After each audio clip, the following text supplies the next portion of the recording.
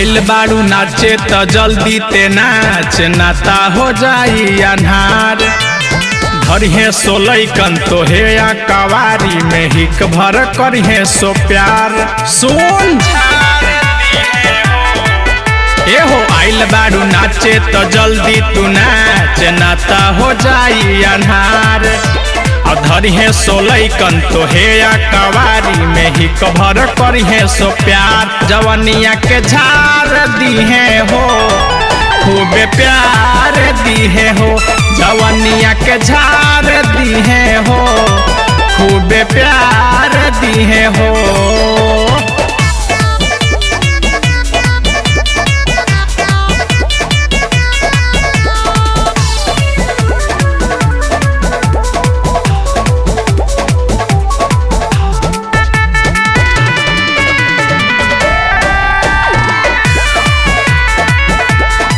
देखे में लागेलू रसीली हो नैना लगेला कटीली हो।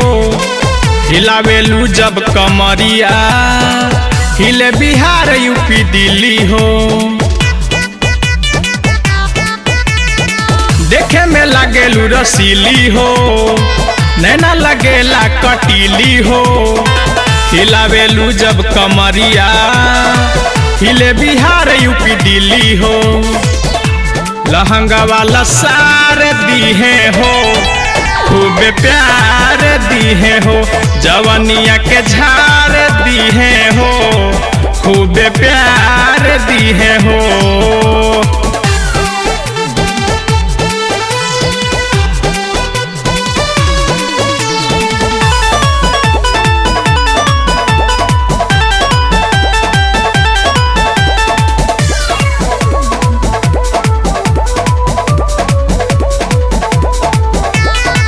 ऐसे देखावा जनी नखरा हो बढ़ जाई कहतनी बखरा हो। साटा में ले ले बारू पैसा हो जाई फिर बड़ा लफड़ा हो। तंगा जइबुए गोरी सुना ऐसे देखावा जनी नखरा हो बढ़ जाई कहतनी बखरा हो। साटा में ले ले बारू पैसा हो जाई फिर बड़ा लफड़ा हो।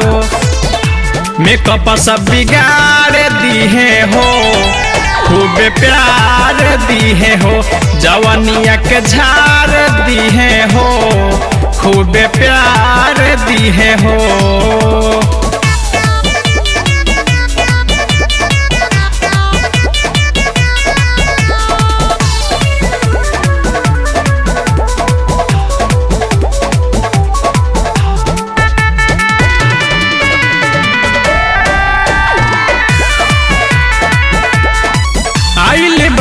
बंगाल से रात भर रही है हिसाब से। दीपक आशीष लो दीवाना कहते बारे अभी प्यार से।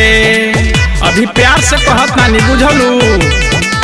आइल बारू तू बंगाल से रात भर रही है हिसाब से।